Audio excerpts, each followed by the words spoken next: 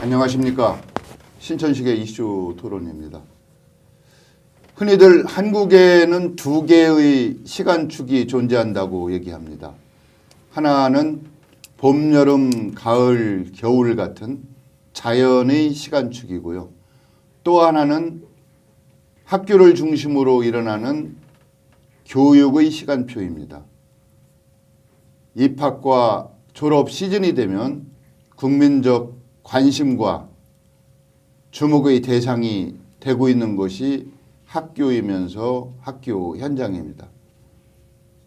오늘 신천식의 이슈 토론에서는 국가의 미래를 결정한다는 학교 교육에 어떤 문제가 있는지, 왜 그 문제는 해결이 아직도 안 되고 있는지, 학교 문제의 근본적인 원인과 해결 방안은 누구에게 있는 건지, 이런 내용으로 관계자들과 함께 이야기 나누는 그런 시간 갖도록 하겠습니다. 오늘 나오신 분 소개하도록 하겠습니다. 우선 오른쪽부터 자기소개 좀 한번 해주시죠. 네, 전 충남여고 운영 현장을 맡았던 정은희라고 합니다. 안녕하세요. 저는 지금 현재는 행복교육이용 공동체라는 교육봉사활동단체를 구성하고 있는 오석진입니다. 지난 40년 동안 교육 현장에서 교사로서 또 전문직으로서 일해왔었습니다. 오늘 이 프로그램에서 많은 좋은 얘기가 오갔으면 좋겠습니다. 감사합니다. 안녕하세요. 대전보건대학교의 교수로 근무하고 있는 김도진입니다. 한국교총 부회장을 맡고 있고요. 교육계에서 20여 년간 장기간 근무하면서 많은 교육적인 문제와 현안들에 대해서 고민을 거듭하고 있는 학자입니다. 오늘 이 시간을 통해서 많은 이야기, 좋은 이야기, 소통할 수 있는 많은 시간이 이루어졌으면 좋겠습니다. 감사합니다.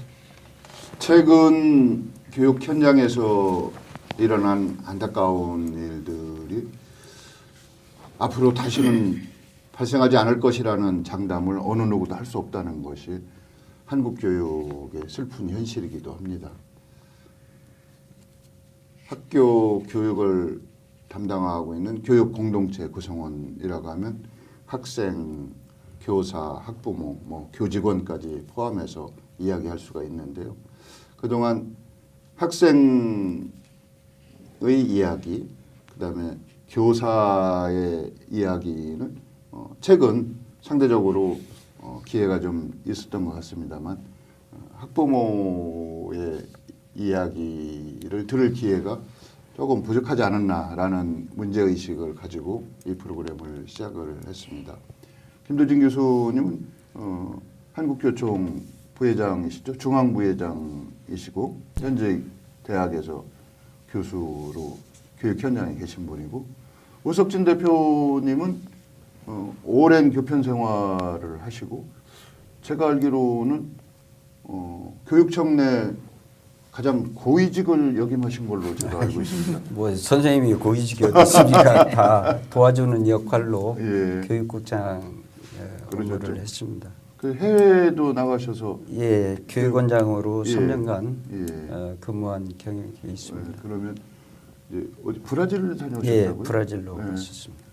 브라질 교육과 한국 교육은 어떤지 뭐 이런 비교적인 관점에서 말씀도 해주실 것 같고, 원래 외국어를 전공하신 분이잖아요. 예, 예. 예. 그러면 외국 사례도 많이 좀 알고 계신 범위에서 알려주시면 고맙겠습니다. 저희가 그 다전교육 제목을 현황과 해법은 있는가, 문제는 무엇인가 뭐 이렇게 정해봤습니다만, 대전교육이라고 뚜렷하게 구분할 만한 어떤 내용이 있을까요? 어떻습니까? 그 우리 교총 부회장 입장에서 지역 단위별로 교육 자체가 실현되고 있으니까 뭐 지역마다 뭐 대전교육, 서울교육, 전남교육이 다 좀 구분할 수 있어야 되는 거 아닌가요? 원칙을 따지면. 뭐 지방교육 자치가 이제 이루어지고 나서 사실상 그 그러니까 지역에 맞는 교육이 이루어져야 되는 것이 맞는데요. 저희는 국가중심 교육과정을 운영하는 몇 안 되는 국가 중에 하나고요. 또 이러한 관점에서 봤을 때 전체적인 큰 줄기에서의 교육의 줄기가 있고요. 이제 작은 가지가 지역 자치에 맞게 이루어지다 보니 큰 틀에서는 특색을 찾아볼 수 있다라고 보기엔 좀 어려운 면이 없지 않아 있습니다. 네.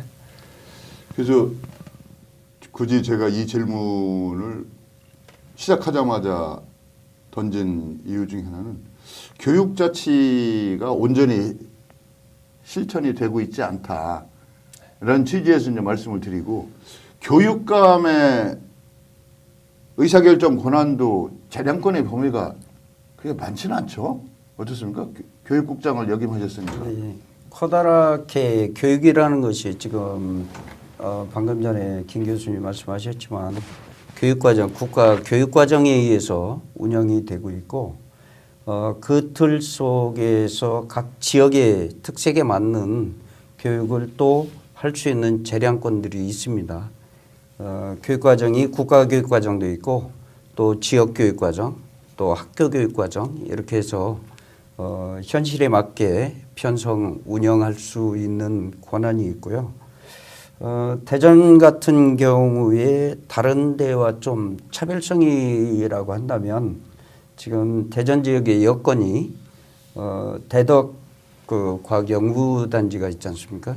그런 좋은 인프라가 있고 그래서 다른 어느 시도보다 과학교육, 수학교육 이런 쪽에서는 지금 선도적으로 앞서가고 있다 하는 거와 또 학생 교육에 있어서 보면 그런 학문적인 것도 있지만 인성적인 것도 굉장히 중요하잖아요. 그럴 때 보면 전국에 하나 있는 효문화진흥원이라든지 또는 그 성시별 저기 한 그 공원이 있잖아요. 뿌리공원 말씀하시는 거죠? 이런 공원이 있고 여러 가지 환경 인프라에서 인성교육 쪽에도 접근할 수 있는 영역들이 많다.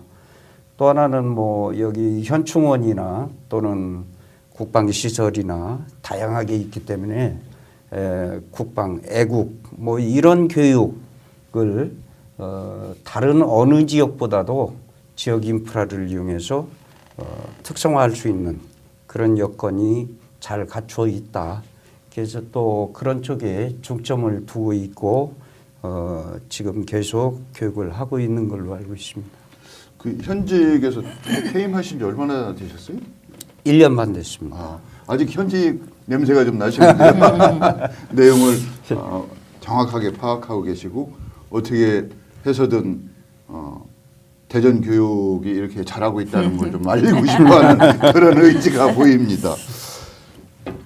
학부모 입장에서 대전 교육을 평가하신다면 지금 그 자녀분들이 중고생은 아니시죠? 네. 네. 그럼 마음 놓고 얘기하셔도 되는데.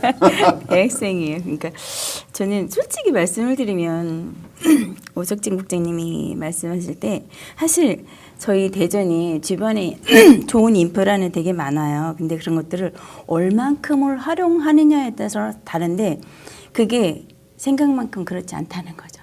그래서 네, 그런 생각. 그러니까 이번에 뭐 어쨌든 국방이든 애국이든 연구단지든 이런 것들이 좋은 인프라를 가지고 있는데 그런 것들을 활용하는 데 있어서는 조금 저조하고 낮다고 저는 사실은 생각을 하거든요. 네. 알겠습니다. 이게 각자 주관적인 판단일 수도 있고 이게 객관화된 어떤 지표는 없지만 그런 목소리도 귀담아 들을 필요는 있다. 뭐 이 프로그램을 제가 이제 그 교육감께도 보내드릴 테고 아마 보실 거라고 생각을 하는데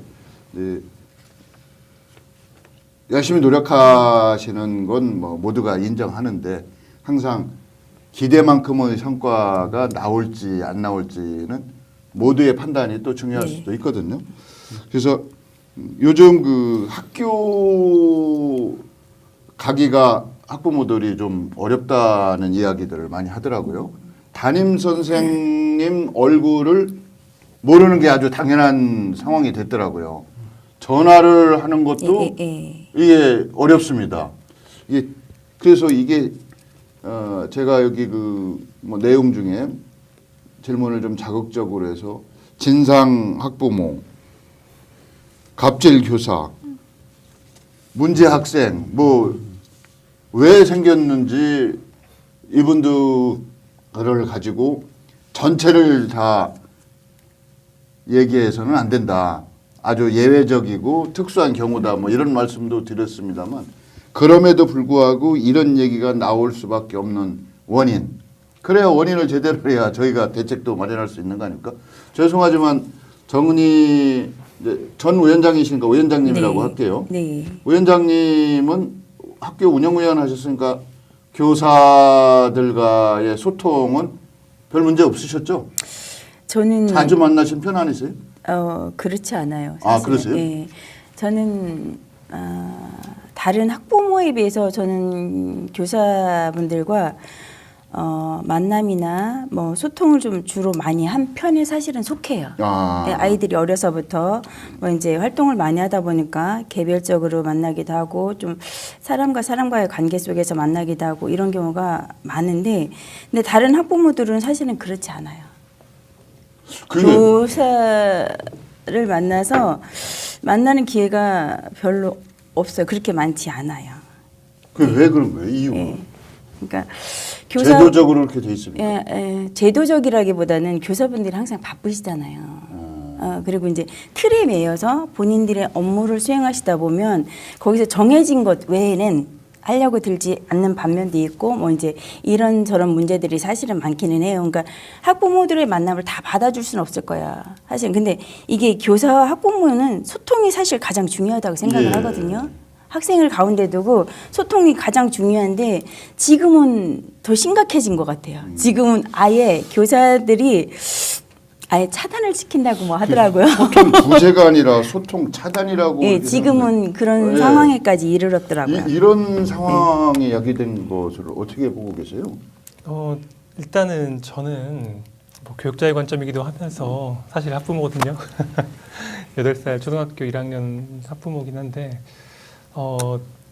갑질 부모가 왜 생겨나는지에 대한 그 원인부터 초점을 맞춰야 한다고 생각해요. 저희가 사회적으로 봤을 때 잘 가르치고 많이 가르쳐요. 근데 실패하는 부분들이 생깁니다.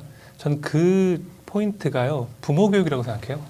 그러니까 제가 부모가 되기 위해서 자녀에게 무엇을 해줘야 하고 자녀를 양육하는 과정에서 부모로서 올바른 선택이나 올바른 가치 판단, 올바른 행동을 어떻게 해야 되는가, 이러한 부분들이 우리 교육에 너무 많이 간과되어 있다는 거죠. 뭐 이러한 문제는 뭐 비단 우리나라의 문제뿐만 아니라 다른 선진국에서도 많이 겪고 있는 문제라고 저는 생각하고 있고요. 이러한 관점에서 봤을 때 부모 교육이 사실 자녀를 양육하고 임신하고 또 출산하는 그 과정을 모두 포함해서 이루어져야 되고요. 대표적으로 그 에릭슨 사회성 발달 이론 같은 그 이론을 살펴보면 태어나서 0세부터 아이가 신뢰와 불신이라는 걸 배우기 시작하고요. 그리고 성인, 노년기까지 이뤄서 자아통정이냐 아니면 정말 허무한 최후를 맞이하느냐까지 연결된다라고 보고 있어요. 그러한 관점에서 봤을 때 좀 가정에서 부모님들의 역할이 정말 중요하다. 그리고 그 역할을 제대로 할 수 있도록 지원하기 위한 부모 교육의 체제가 마련되어야 한다라고 저는 판단하고 있습니다. 이게 학교 현장의 문제가 학교 현장만으로 국한돼서 저희가 해석할 수는 없고 학교를 둘러싸고 있는 외부 환경, 외부 환경 구성원들의 문화가 그 안에 배어 있는 거라고 생각이 되는데 이제 현직에서 떠나신 지 얼마 안 되셨으니까 이런 그 교육 공동체 구성원들 간의 그 소통이 과거에 비해서 원만하게 이루어지지 않고 있다는 사실에는 동의하시는 거죠? 지금 경향이 이제 점진적으로 그렇게 돼가고 있죠. 그러니까 뭐 지금 형식상으로는 뭐 학교 운영위원회도 있고 학부모회도 있고 또 각 학교에서는 뭐 요즘 같은 경우 진학 설명회라든지 뭐 다양한 방법으로 있고 또 학부모님들의 도움을 필요하는 학교 뭐 봉사활동 같은 경우도 있고 다양하게 있습니다. 그러나 거기에 참여하시는 분들은 사실은 상당히 소수고요. 제한제. 이런 문제점들은 근본적으로 우리가 교육이 학교에서만 있다라고 생각하는 점일 겁니다. 아마 지금 김 교수님께서 말씀하셨지만 이 과거에는 우리가 밥상머리 교육해서 가정교육이 엄격히 이루어져 왔잖아요. 그런 것들이 요즘은 자녀들도 하나밖에 없고 그래서 내 자녀 중심의 어떤 위주 이런 사고 그다음에 이제 역시 김 교수님 말씀하셨는데 저도 굉장히 중요하게 생각하는 것이 뭐냐면 학부모 교육을 쉽게 하면 법제화했으면 좋겠어요. 예를 들면 유치원 가기 전에 유치원이라는 것은 이렇다. 그러니까 우리 부모로서 가정교육은 어떻게 하고 또 어떤 소프트를 해주고 이런 뭐가 있어야 된다. 또 초등학교 저학년 때는 어떻고 중학교 갈 때는 어떻고 대학 갈 때는 어떻고 고등학교 어떻고 이런 단계별로 필요한 자녀 교육에 대한 어떤 교육 그리고 그런 속에서 그 속에서 서로 배우고 익히고 함께 한다라는 어떤 생각을 가져야 되는데 지금 이제 뭐 경제적으로 상당히 부유해졌고 여러 가지 이제 사회적 여건에 따라서 부작용적인 쪽이 많기 때문에 그런 부작용을 차단한다고 보니까 아예 이제 문제가 생기는 거죠. 그게 연결돼야 돼요. 예, 맞습니다. 옛 속담에 저희가 빈대 잡으려다 초가집 태운다 뭐 이런 얘기도 예. 지금 그런 상황이 되지 않았나 네. 이런 생각도 들게 되는데요. 이제 예를 들면 이제 자녀들이 지금 대학생이신가요? 네, 대학생이에요. 이제 저는 어렵고 그 힘든 학교 생활을 보냈다고 뭐 대부분 그럴 겁니다. 저희 또래들이 학교에 도시락을 못 사갖고 가는 경우도 있었고 그때는 학교 급식이라는 것도 없었으니까 점심시간이 되면 저쪽 수도가 가서 물을 퍼먹고 뭐 오고 근데 이제 저는 실제 우리 그 담임 선생님 같으신 분들이 도시락을 뭐 그분도 그 학교 선생님 월급쟁이였으니까 넉넉진 않으셨을 텐데 도시락을 하나를 싸갖고 오신 날은 나 오늘 속이 안 좋다. 니네 나눠 먹어라. 이렇게 불러가지고 주기도 하고 어떤 날은 일부러 도시락을 싸오기도 하고 이런 그 선생님들이 매 학년마다 있었어요. 그래서 뭐 그런 선생님 이름도 이제 지금은 돌아가셔서 제가 이제 뭐 예를 들면 성함도 이게 기억을 할 정도였는데 이제 그걸 그 학교 선생님들이 바뀌었다. 이렇게 또 얘기할 수도 있고 또 한편에서는 학부모들이 그 어렵지만 뭐 가정방문이라고 하는 걸 하게 된다고 하면 뭐 집에서 가장 맛난 뭐 과일철이면 과일을 대접한다든지 저희 집 같은 경우는 지금도 생각나는 게 어머님이 찬물 우물에서 퍼다가 설탕을 타서 그 설탕물을 드린 뭐 이런 것이 당신이 하실 수 있는 최선의 대접을 선생님한테 한 거라고 저는 생각이 돼서 그게 뭐 부끄럽고 이렇지 않았어요. 비슷했으니까 이웃집도 그것도 못하는 경우도 있었고 그래서 이런 그 선생님과 학부모 사이는 무슨 군사부 일체니 고루하다는 게 아니라 네. 앞에 먼저 태어나서 전 세대의 가치를 다음 세대로 이어주는 것이 선생님의 역할이라고 이렇게 저희는 배웠거든요. 그래서 스승의 행사 같은 것도 저희 했어요. 그 무슨 돈이 많은 것도 아니지만 근데 그것도 없어졌다고 하더라고요. 그래서 이런 것이 결국 학교 문제의 발단은 우리 사회 구성원들 모두에게 책임이 있고 우리 사회 문화적 변화에 책임을 돌릴 수밖에 없다. 그래서 학교 탓만도 아니고 네. 또 단순하게 학부모 탓도 아니고 어떤 일방아에게 책임을 전가할 상황은 아닐 것이다라는 게 이제 제 생각인데 최근에는 그럼에도 불구하고 학생과 학부모의 사이는 뭐 집에서도 만나고 연결이 되지만 학부모와 교사라고 하는 교육 주체 간의 만남 자체가 이게 무슨 잘못된 걸로 몰아가는 이런 네. 경향이 있는 것 같아요. 그래서 그런 데서 저희가 무슨 진상학부모 이런 얘기를 하는 것도 우리가 갖고 있는 세속적인 지나친 욕망 그런 기대가 반영된 거 아니냐. 내 아이만은 어떻게 해서라도 잘 먹고 잘 살게 하자. 뭐 이런 게 그러니까 이걸 어느 한 축만의 책임으로 돌리기는 너무 어렵지 않을까라는 생각이 있는데 이제 죄송하지만 공부 잘하는 학생의 최종 목표가 그 자녀분이 공부를 잘하시는데 어떤지 모르셔도 주변에 이제 그 네. 엄친아 뭐 네. 있지 않습니까? 네, 네. 그러면 네. 공부 잘해서 네, 그렇죠. 뭐 직업을 의대 어떤 가고 직업을 뭐. 선택하는 걸 원하세요? 다른 일반적인 부모들이 그런 것 같아요. 의대를 굉장히 많이 보내고 싶어 하더라고요. 그 왜 그럴까요? 나중에 직업을 가지고 살아가는 데 있어서도 아마 경제적으로도 도움이 될 테고 사회적으로도 지위를 가지고 있으면 훨씬 낫다고 아마 그런 생각들을 가지고 있지 않을까 그게 싶어요. 맞아요. 네. 이 사회에서 이제 네. 보편적인 네, 인식인데 맞아요. 저는 이런 부분이 그 자녀들에게 우리가 무언의 가르침을 주고 있는 거거든요. 무조건 경쟁에서 이겨라. 네가 잘 먹고 잘 사는 길을 택하라. 아니 그렇게 얘기는 안 하지만 저 주변에 이제 제 친구도 의사들 많이 있어요. 그 아이도 뭐 의사 시킨 경우도 있고. 근데 저는 의사라는 직업이 그렇게 좋은지는 잘 모르겠어요. 그 너무 아픈 사람, 찡그린 얼굴이나 봐야 되고 고름 짜지고 이러는 거 아닙니까? 사실 따지면.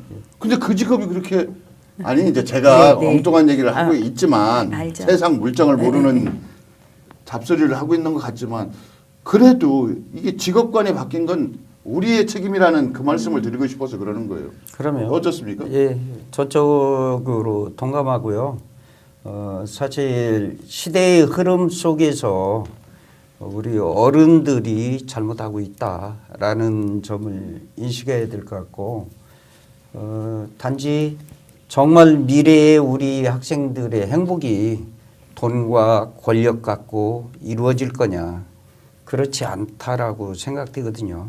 그런데 현실 속에 우리 이제 학부모들이나 어른들이 그런 속에서 살아왔고 또 대한민국이 어떻게 보면 공부에서 어떤 사회적 위치를 변화시킬 수 있는 가장 표본적인 나라라고 볼 수도 있어요.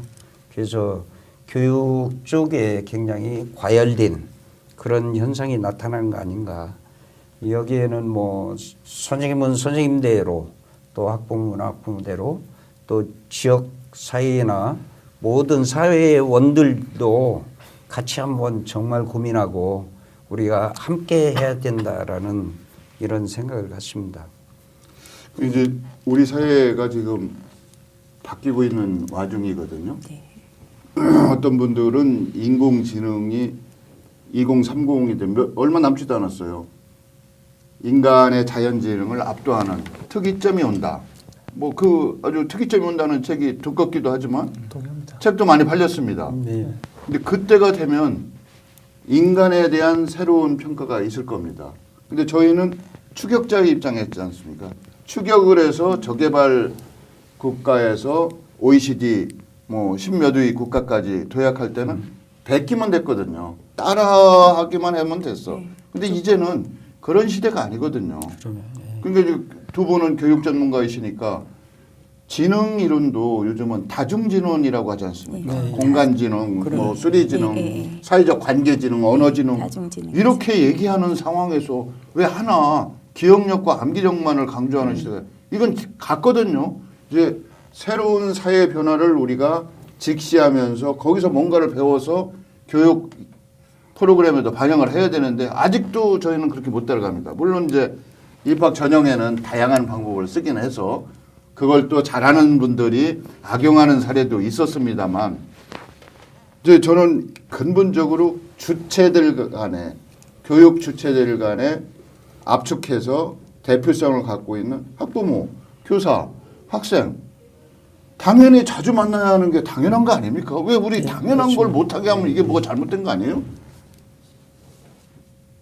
어떻게 어떻게 아니, 생각하시나? 그러니까 더 나은 발전을 하기 위해서 그리고 그러기 위해서는 사실은 소통이 굉장히 필요하거든요. 굉장히 중요하고요. 근데 지금 현재 상태에서는 그거를 지금 차단시키는 지경에까지 왔는데 그거는 전부 모든 학부모가 다 그런 게 아니라 일부 학부모들의 어떤 행태 때문에 그런 것도 있을 텐데요. 이런 작은 것이 너무 큰 이슈가 돼서 거기에 많이 반영이 된다는 것 같아요. 반영이 되는 것 같아요. 그런 것들이 전부 다. 작은 것이 이제 꼬리가 몸통을 흔들 수 있다 그 말씀이시는 거죠? 그리고 사실은 뭐냐면 학부모들이 전부 다 그렇지는 않거든요. 그리고 아까 이제 학부모 교육, 부모 교육 말씀하셨잖아요. 사실은 제가 교육청 활동을 할 때 학부모 강사라고 있었어요.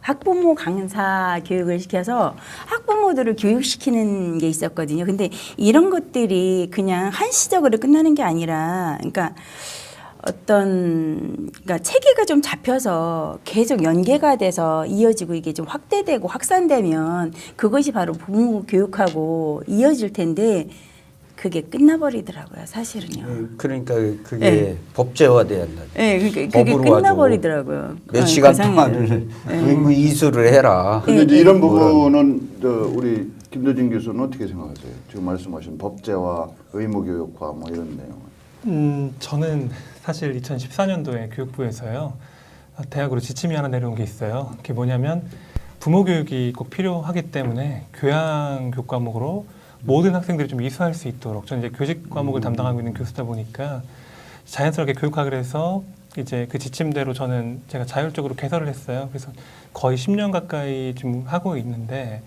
일단 먼저 질문하셨던 부분에 대한 답변을 드리자면, 저는 인공법으로, 그러니까 인위적으로 만들어진 법이나 제도로 모든 것들을 통제하는 것은 언젠간 반드시 부작용이 생긴다는 입장이에요. 그러니까 어찌 보면 신자유주의와 같은 시장 경제의 논리를 따르는 것은 경쟁력이 없는 시장이 도태되고 사라지는 것은 당연한 것이고요. 지금 저희가 정반합이라고 하는 관점에서 바라보면 교사와 학부모가 서로 소통할 수 없는 문제점이 생겼다라고 하는 이것이 이미 하나의 반이 된 거고요. 기존의 그것에 대한 정의라고 하는, 소통이 필요하다라고 하는 개념도 성립이 되어 있는 것인데, 왜 이것이 되지 않는지에 대한 합의점을 찾는 것은 결국 우리 교육의 전반적인 잠재력을 끌어올릴 수 있는 하나의 중요한 이슈라고 생각을 해요. 오늘의 토론도 마찬가지고요. 동남아시아에 있는 많은 아시아 국가들을 봤을 때 한국처럼 이렇게 단기간에 빠른 성장을 이룬 나라는 없거든요. 그 속에는 뭐 암기 교육이나 여러 가지 의미를 담은 분들도 계십니다. 하지만 저는 이제 교육 행정학자 입장에서 봤을 때는 사회 전반이 함께 움직였기 때문에 이것이 가능했다. 그리고 한국은 이 좁은 그 국토면적 안에서 많은 사람들의 어떤 갈등과 이념 대립이 있어 왔고, 그 속에서 정말 좋은 해답을 찾기 위해 노력해 왔잖아요. 그것이 발전의 촉진제 역할을 했을 것이다라는 생각을 하고요. 두 번째로 부모 교육이라고 하는 부분들을 진행하면서 느끼는 점은 뭐냐면요. 학생들 스스로가 첫째는 자기 자신의 자아가 어떤지를 모른다는 거예요. 우리가 올바른 성인이 되기 위해서 가장 중요하게 생각해야 하는 것은 나의 현재 상태가 어떠한가, 이런 거죠. 일반적인 사람들은 자신이 소리를 지르지만 자신이 소리를 지르면서 말한다고 자각하지를 못하는 경우가 많거든요. 이것들이 하나의 성향이고 하나의 기질이에요. 그럼 이런 부분들을 내가 어떻게 잘 다듬어서 사회로 나갈 수 있는지를 이제 배우고 가르치고 연습하는 것 또한 우리네 전인 교육에 포함되어 있는 중요한 교육의 목표라고 저는 보거든요. 이런 관점에서 봤을 때 부모 교육이나 여러 가지 교육들이 자연스럽게 이루어지고, 아까 오석진 대표님께서 참 좋은 말씀 주셨는데 밥상머리 교육이라고 하는 것만큼 좋은 교육은 없었던 것 같습니다. 그렇게 자연스럽게 이루어졌을 때 저희가 지금은 옛말이 됐지만 동방예의지국이라는 말이 딱 저희 하나의 슬로건 아니었습니까? 대한민국을 대표하는. 그것처럼 좀 자연스럽게 이루어지는 부분이 좀 필요는 하되, 이것이 안 되는 가정들도 있을 것 같아요. 예를 들자면 이것은 조심스러운 표현이긴 하지만 가정 내에서 아동의 학대를 하는 부모님들 또한 학대라는 사실을 인지하고 하시는 분도 계시고, 학대라는 것보다는 어떤 다른 문제점들로 인해서 이게 학대로 이어지는 경우도 있을 수 있거든요. 그러니까 제가 드리고 싶은 말씀은 근본적인 문제를 해결하기 위한 문제가 무엇인지에 초점을 집중하고, 그것을 개선하기 위한 관점에서 우리 모두가 사회적인 합의를 도출해서 하나의 풍토를 만드는 것이 중요한 것이지, 이것을 제도화했을 경우에는 왜 이런 경우 있지 않습니까? 교육을 받기 위해서 자리를 했는데 그냥 핸드폰 만지고 몇 시간 동안 이렇게 있는, 전적으로 대표님의 말씀을 절대 반박하는 것은 아니고요. 필요한 부분이 많이 있습니다. 하지만 그것이 정상적으로 안정되기 위해서 법적 제도 위에 저희의 더 나은 풍토가 형성되기 위한 어떤 사람들의 공감대가 형성되어야 되지 않을까. 그리고 공감대 형성을 위한 수기가 저는 필요할 것이다라고 생각합니다. 지금 이제 두 가지 견해가 등장했는데, 학부모 교육이 필요하다, 법제화할 필요도 있다는 말씀, 또 자발적인 변화를 유도하는 방법, 뭐 밥상머리 교육 같은 게 필요하다, 뭐 이렇게 얘기를 하시는데, 저는 교육이라고 하는 것을 참 숭고하고 존중받는 직업이고 분야라고 생각을 합니다. 그런데 이걸 강제와 의무화하는 순간 교육은 고통이나 형벌이 된다고 이렇게 생각을 하는 사람이거든요. 이제 한국의 새마을운동을 아프리카 빈국들이, 개도국들이 수입을 해갔어요. 근데 거기는 성공을 못했거든요. 인도네시아 정도가 수입을 해서 어느 정도 성공을 했답니다. 이런 분석을 이제 프랑스에서 사회학자가 왜 그런지에 대해서, 이제 프랑스가 식민지가 많지 않습니까? 특히 아프리카에 프랑스령이 많이 있으니까.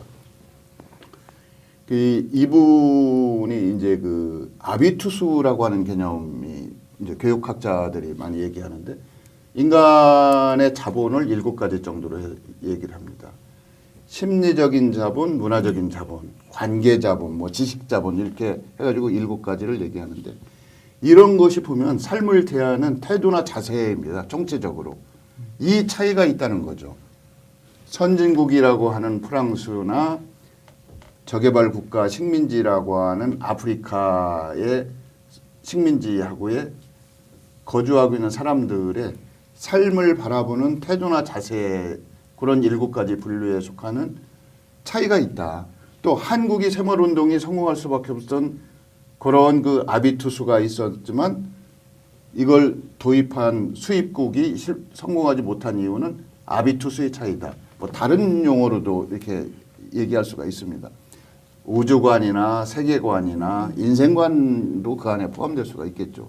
저희가 그때, 이게 좀 제가 진행자이면서 동시에 참여자니까 말씀을 드린다면, 우리는 하면 된다였어요. 안 되면 되게 하라였어. 네. 그래서 이렇게 만들어 놓은 겁니다. 열심히 잠 안 자고, 야 나중에 죽으면, 이게 죄송한 표현인데 이런 데서 적절한 얘기는, 실컷 잘 텐데 뭐 이렇게 잠에 연연하냐.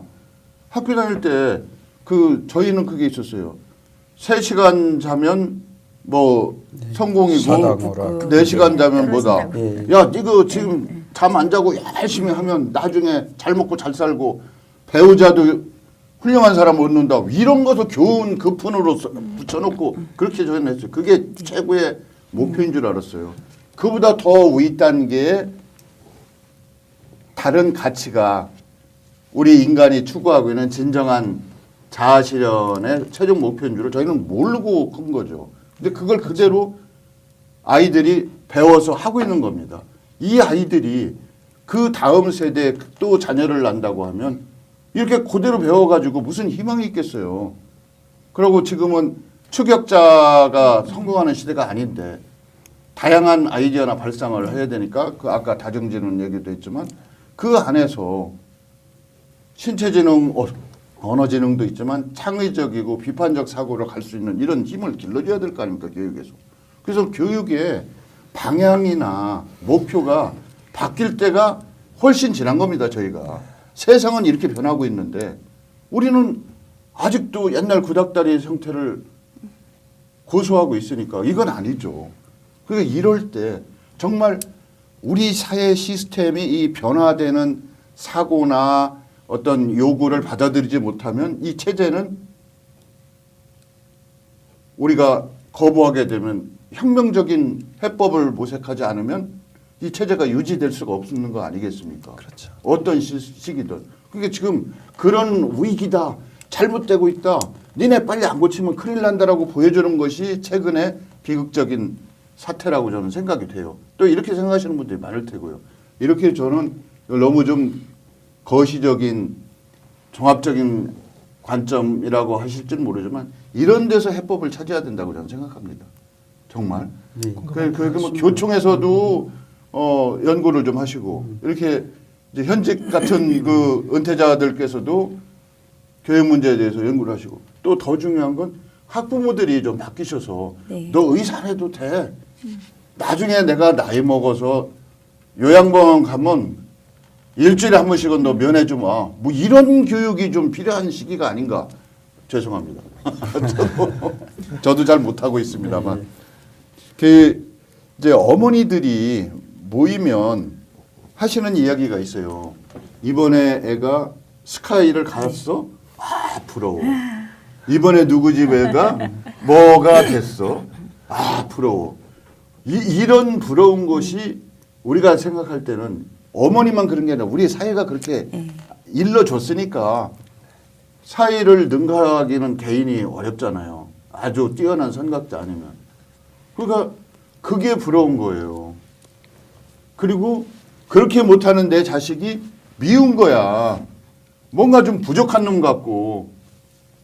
그래서 이걸 개인이 아니면 특정 분야의 사람들이 바꾸기에는 어렵죠. 그 사회적인 합의를 만들 수 있도록 각자 자기 분야에서 동기부여를 위한 촉구, 자극 이런 건 좀 필요하지 않을까요? 어떻습니까? 뭐 국장님? 지금 말씀하신 거요. 뭐 전적으로 동감하고요. 그런 건 모든 구성원들이 함께해야 된다는 전제고 예. 사실은 그러기 위해서 이제 학교나 모든 사회에서 기초와 기본을 중요시해야 되는데 우리는 기초와 기본이 아닌 기교로 가고 있었잖아요. 맞습니다. 그동안에 우리가 급성장한 이유 중에 하나가 기초 기본은 그냥 대충 그리고 기교 어떻게 할까 이렇게 해서 이제 빨리 변한 거거든요. 그렇다면 예를 들어 일의 추진 방식으로 한번 이렇게 보면 사회에서도 모든 시점에 그래요. 그러면 거기에 계획서 짤 때 보면 목표가 필요성이 있고 목표가 있고 앞으로 어떻게 구체적으로 하겠고 그러면서 하나의 샘플 실행 계획 같은 게 나오거든요. 그러면 이거에 대해서 해야 한다라고 할 때 목표, 뭐 필요성 읽어보세요. 그리고 실행 계획이 어떻게 된다. 이것만 설명하거든요. 저는 반대로 가야 한다고 생각해요. 이런 상황 속에서 이런 게 왜 생겼고 그래서 우리는 이런 목적을 갖고 뭘 해야 되는데 실질적으로 이건 하나의 샘플이다. 샘플인데 각자의 여건에 맞는 방안을 정말 구성해서 실행해보자. 이렇게 가야 되는데 그런 식이거든요. 학교도 마찬가지예요. 그러니까 어떤 이론이 있으면 그 이론 생성 과정과 원리와 이런 걸 가르쳐 줘야 하는데 그런 거 좋아하지 않거든요. 또 그거보다 시험 문제에서 핵심 되는 요 내용만 알고 있어. 나머지가 어떻게 되는지도 모릅니다. 공감돼요. 예, 제- 그렇게 교육을 해왔어요. 예, 제가 그 말씀 도중에 스카이 몇 명 보냈냐가 학교에 방이 프랜카드가 붙고 그것이 언론에서도 서열이 매겨져요. 전국적으로. 그게 순위가 예, 매겨져요. 그거에 우리는 너무도 익숙한 거예요. 이걸 언제까지 저희가 그게 지켜보야 되는 변해야 겁니까? 되죠. 하나의 에피소드 한번 말씀드려볼게요. 말씀 좀 해보세요. 예, 그때 중도일보 기자님인데 예. 제가 대입시 담당 장학사였어요. 예. 입시가 끝나고 서울대 몇 명 갔냐요. 저는 철저히 그때 교육감님한테도 보고 안 했습니다. 서울대가 왜 중요합니까? 뭐 지방 저 사립대 가래들 대전에 있는 집 가까운 사립대 가면 되죠. 그래서 한 단계 업그레이드는 뭐가 중요한 거지 왜 저기 하냐. 그러니까 이 기자님이 저보고 달라라는 거예요. 없어. 그럼 어떻게 해야 되냐. 각 학교 물어봐 그럼. 그러니까 아주 독하게요. 전 학교에 50몇 개의 교를 다 물었어요. 몇 명 갔냐 몇 명 갔냐. 그러니까 몇 명 썼을 거 아니에요. 그중에 이제 재방침과 같이 학교에서 그걸 왜 공개하냐? 우리 그런 거 중요치 않다. 공개 안 한 학교가 한 대여섯 군데 있었어요. 네. 그러더니 그 이튿 3일날 뒤에 다 나왔더라고요. 이게 순위가 네. 나와요. 예. 마치 예전에 고등학교 우리도 보냈는데 그건 이제 안 보낸 중도일보만의 거죠. 문제가 아니. 아니고 저희 그게 아니라 여기 이 얘기하는 게 언론은 아니고. 사실은 시대를 앞서가면서 여론을 그렇죠. 주도해야 되는 측면도 있지만 거울이거든요. 그러면. 시대를 반영하는 것이 또 더 큰 역할이에요. 맞습니다. 그런 면에서 네. 좀 그 이해를 해주셔야 될 것 같고. 아니 여기 언론 얘기한 게 아니 아니고 그게 아니라 그런 언론도 우리 사회를 총체적으로 구성하는 요소로서 그런 역할을 하고 있어요. 그건 그래서 이제 맞습니다. 제가 그때 얘기한 거는 기자님 이거보다 더 중요한 게 이러니까 이 방향으로 바꿔갑시다. 예, 알겠습니다. 이 저희가 시간이 예. 제한이 돼 있어서 교육 문제만 갖고 얘기하다고 해도 뭐 끝장처럼 네, 그쵸. 몇 날 끝이 며칠을 없죠. 세워도 끝이 안 날 텐데 그럼요.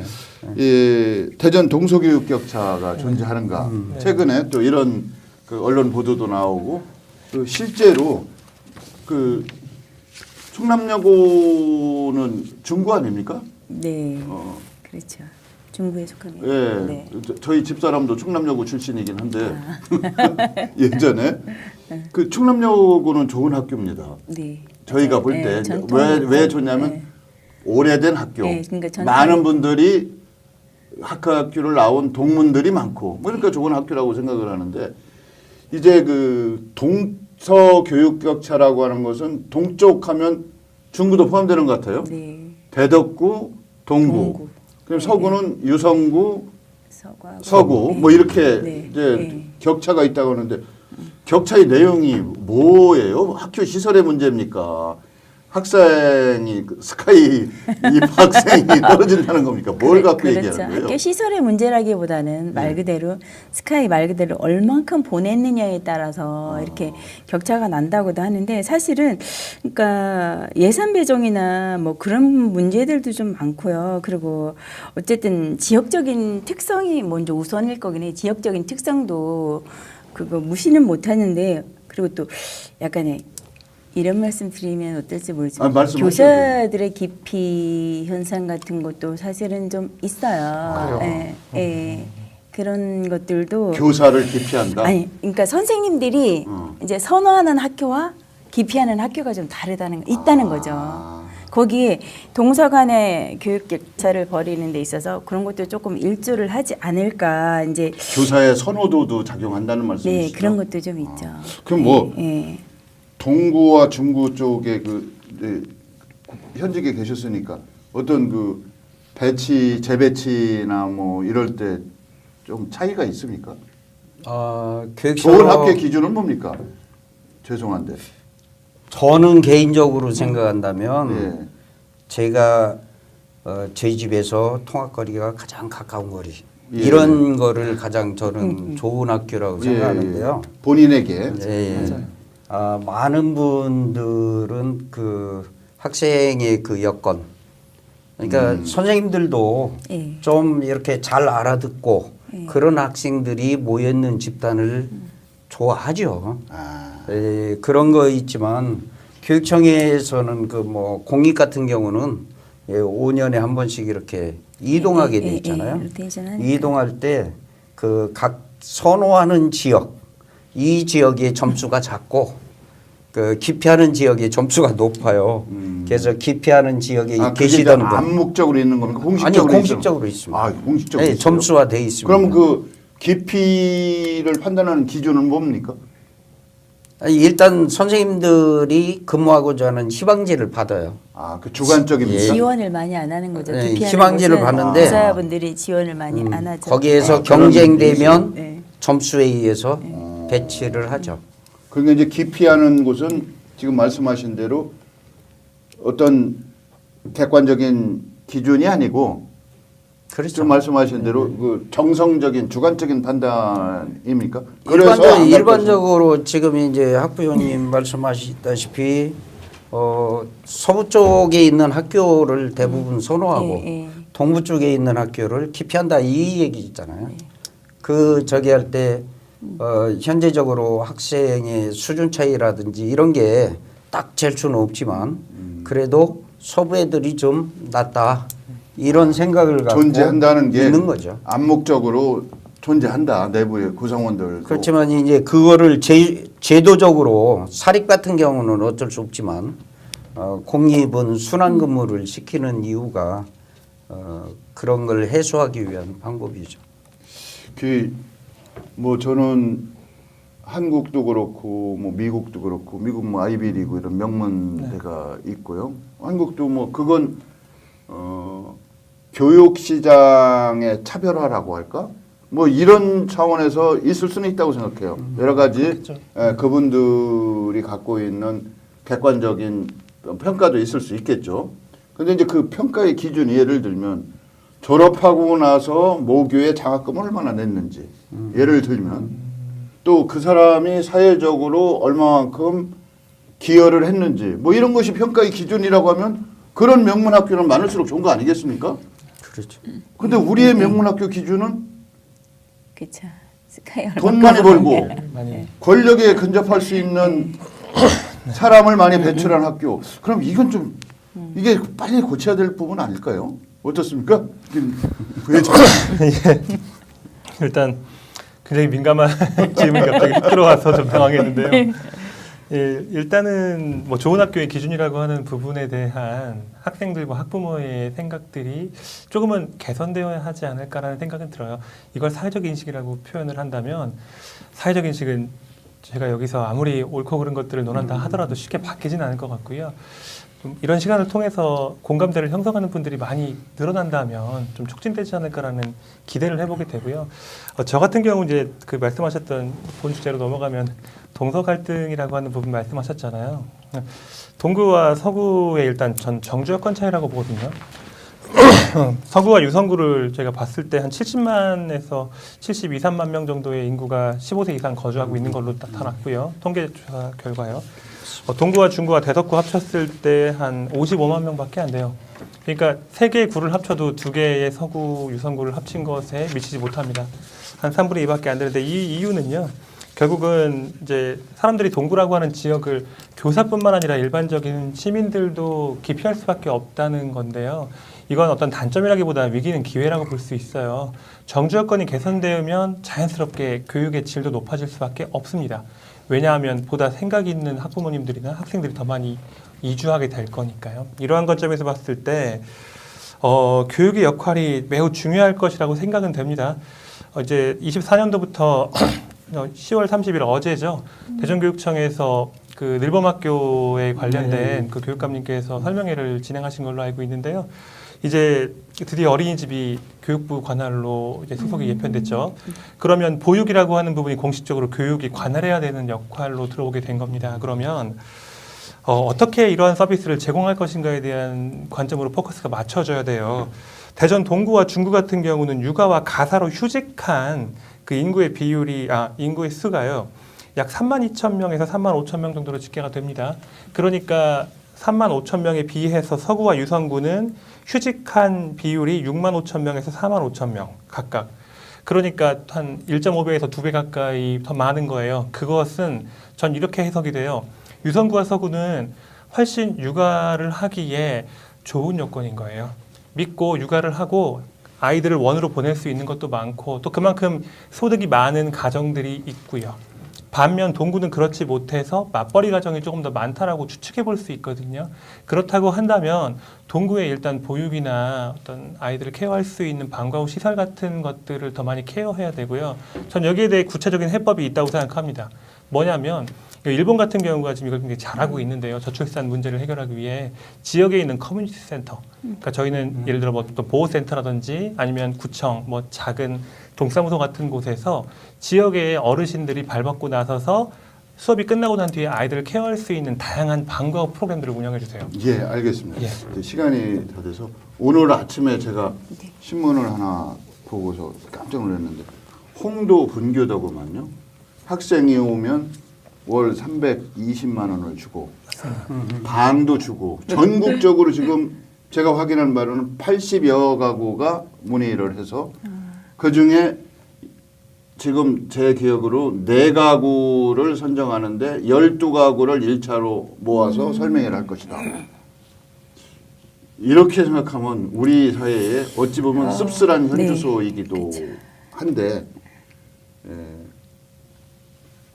우리에게 학교는 무엇인가라는 질문을 저희가 다시 한번 던질 수밖에 없습니다. 그래서 미진하지만 이게 중간에서 끊어서 참 죄송하지만 다음 기회를 약속드리면서 이 정도로 끝내도록 하겠습니다. 그 대전교육 현황과 해법은 있는가? 우리에게 학교는 무엇인가? 답을 한 30초만 해주시는 걸로 하고 마무리하도록 하겠습니다. 먼저 학부모 대표가 한 말씀 해주시죠.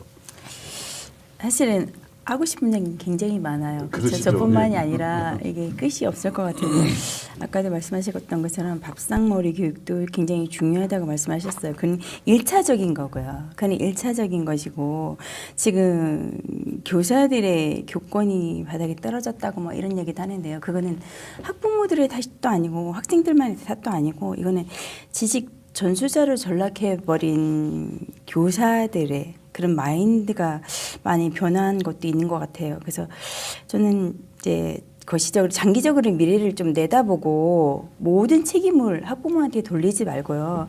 함께 풀어가는 교육 현장, 그런 대전 교육, 그러니까 따라가기만 하는 대전 교육이 아니라 변화를 모색하고 소통하고 상호작용을 해서 발전할 수 있는 그런 대전 교육이 되었으면 좋겠습니다. 예. 최근까지 교육 일선 현장에 계신 분 말씀 좀 해주시죠.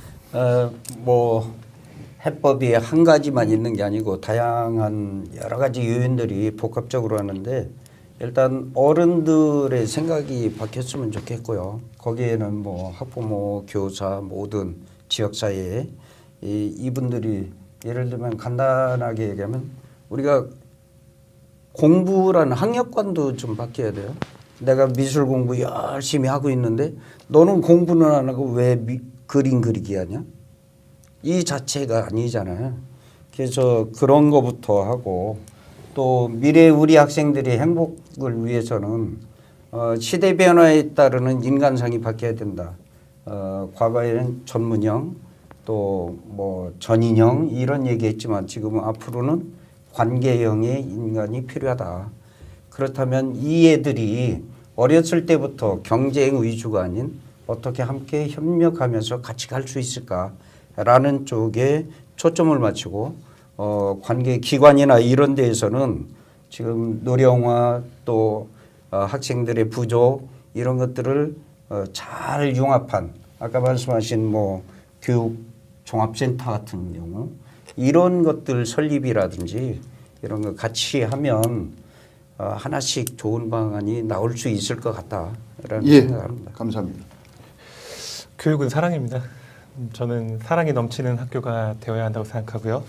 무엇보다 사랑이 넘치기 위해서 말을 많이 해야 돼요. 학교와 학부모의 소통 단절도 문제지만요. 가장 큰 문제는 학교와 학교 간의 소통 단절도 크다는 겁니다.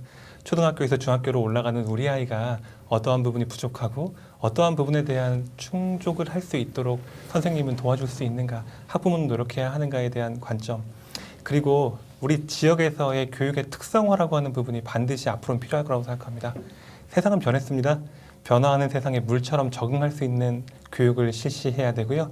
그러한 관점에서 대학에 그리고 대전에 모든 교육들이 하나가 될 수 있도록 지자체와 학부모와 시민들이 민관학이 하나가 되는 교육이 이루어질 수 있도록 해법을 찾아야 한다고 생각하고요. 저는 그 해법이 있다고 봅니다. 감사합니다. 예, 잘 보셨습니까? 교육 문제, 원인 진단도 어렵고 해법 모색은 더 어려운 것 같습니다. 그러나 이 시대가 엄청나게 변하고 있는 것은 사실입니다. 변화와 복잡성이 이 시대의 특성이라고 얘기를 하시는데요. 과거의 전통적인 교육 방식, 교육 목표 이것도 변해야 되지만 그 안에서 오래된 미래처럼 보존하고 지켜야 할 가치는 무엇인지를 선별하는 이런 작업도 필요할 것 같습니다.